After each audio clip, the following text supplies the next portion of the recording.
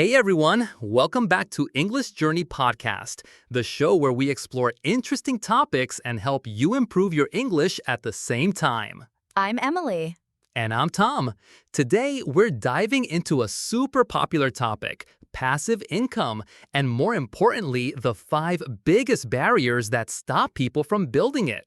If you've ever dreamed of making money while you sleep or earning income without working every hour, this episode is for you. That's right, Emily. You know why do 95% of people think about passive income, but only 5% actually start? Wow, that's a big difference. I think it's because there are many obstacles or barriers that stop people. Exactly. Today, we'll talk about 5 common obstacles and how to overcome them. These are the problems that stop most people from building passive income successfully. And don't worry, we'll use simple English so you can learn business vocabulary while improving your listening skills. Perfect. And for each obstacle, we'll give you practical solutions. Are you ready to start your passive income journey? Let's go.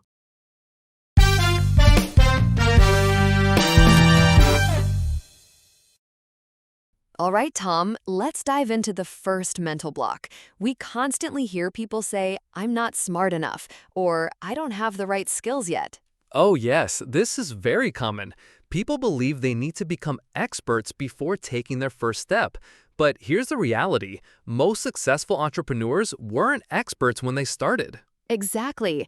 Jeff Bezos started Amazon, but he wasn't an expert in online shopping. Mark Zuckerberg created Facebook in his college room. He wasn't a business expert. They learned by doing, not by waiting. That's the key insight right there. Here's our golden rule. You don't need to be perfect, you just need to start. The market will teach you faster than any textbook ever could. So what should people actually do? I always tell them, pick one simple skill that interests you, commit to just 30 minutes of learning daily, and start implementing immediately. Don't wait for perfection. Remember, 80% of your success comes from taking action, only 20% from having perfect knowledge. Most people get this backwards. They spend years learning and never doing. And that's exactly why they stay stuck while others move forward. Action beats perfect planning every single time. The second mental block is about money. People say, I don't have enough capital to begin. This is so common, but here's what most people get wrong. They think capital only means cash in the bank. Tom, what's your take on this? That's the biggest misconception. Capital isn't just about cash, it's also about your time and skills. Think about it. If you're a programmer, you can build an app without hiring developers. If you're good at writing, you can create content instead of paying copywriters. Exactly. I love that perspective. So instead of thinking, I need $10,000 to start, people should think, what can I do myself first? Right. A teacher can create online courses using their knowledge. Someone good at social media can help businesses with marketing. You're essentially trading time for money in the beginning, which is totally normal. And there are so many free tools now.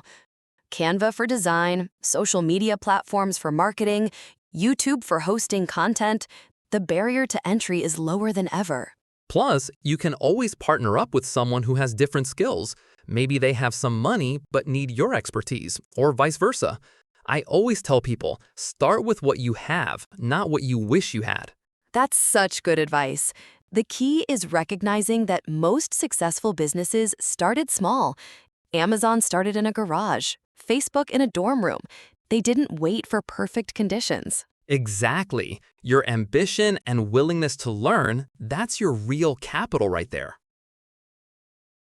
Now let's talk about the third mental block, fear of failure. Many people are scared to start because they think, what if I fail? What if I lose money? This is huge. But here's the thing. Successful people think about failure completely differently than most people do. How so? Most people think failure means not reaching 100% of their goal. But successful people think failure means not trying at all. Let me ask you, if your goal is to double your income, but you only increase it by 80%, is that failure or success? That's definitely success. You still improved dramatically. I think people get so caught up in perfectionism that they miss celebrating real progress. Exactly. That's why I always tell people, test small, fail safe, learn fast. I remember testing a new product with just $100 marketing budget. After 2 weeks, I'd only sold 2 items and lost $70. Ouch! But I bet you learned valuable lessons, right? Oh, absolutely. I discovered my target customers were wrong, my price was too high, and my website didn't convince people to buy. Those 3 lessons were worth way more than the $70 I lost. And that knowledge helped you later?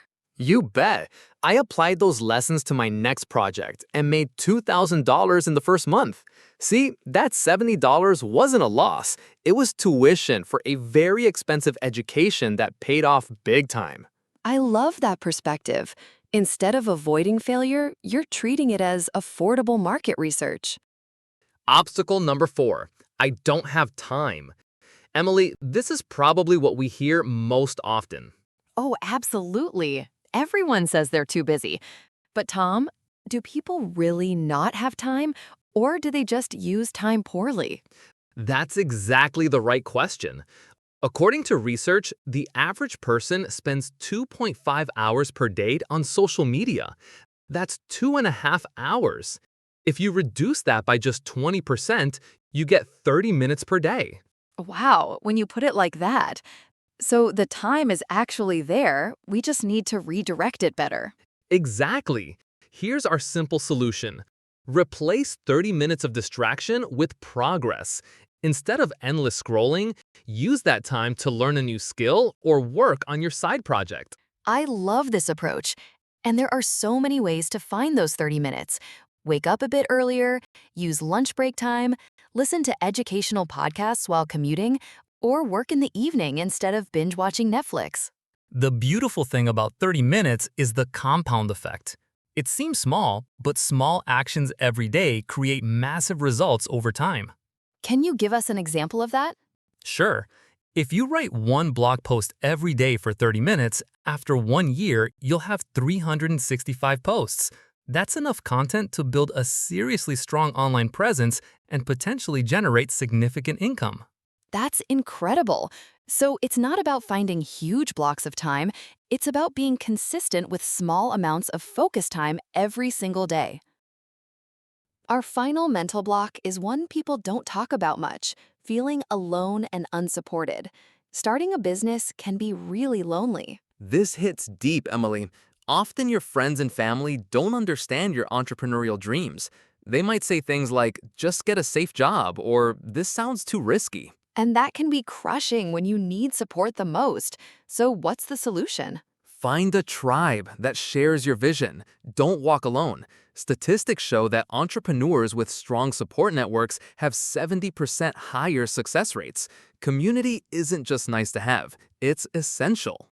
That's powerful. But how do you actually build that community? Start simple. Join online communities first. Facebook groups, forums related to your business topic. Then you can attend local meetups, find an accountability partner, or even look for a mentor in your field. What about approaching mentors? That always sounds intimidating. The key is providing value first. Help before you ask for help. Build genuine relationships, not just ask for favors. I love that approach. Just knowing you're not alone on this journey makes such a difference. Having people to share both struggles and wins with. Exactly. When things get tough, having that emotional support from people who've been there is invaluable. So there you have it, 5 common mental blocks and 5 powerful ways to break them. Let's quickly review the key takeaways. Number 1, you don't need to be perfect. You just need to start. Number 2, capital is also your time and skills. Number 3, test small, fail safe, learn fast. Number 4, replace distraction with progress. Number 5, find your tribe. Don't walk alone. The biggest obstacle is usually in our own mind. We hope today's episode helps you break through those walls and start your own journey. And now for your English practice. Go to the comments section and tell us, which mental block is the biggest one for you? Try to write your answer in English. We would love to read your stories. Thank you so much for listening to the English Journey podcast. Don't forget to like, share, and subscribe for more lessons. Until next time, keep learning and keep growing. Goodbye. Bye, everyone.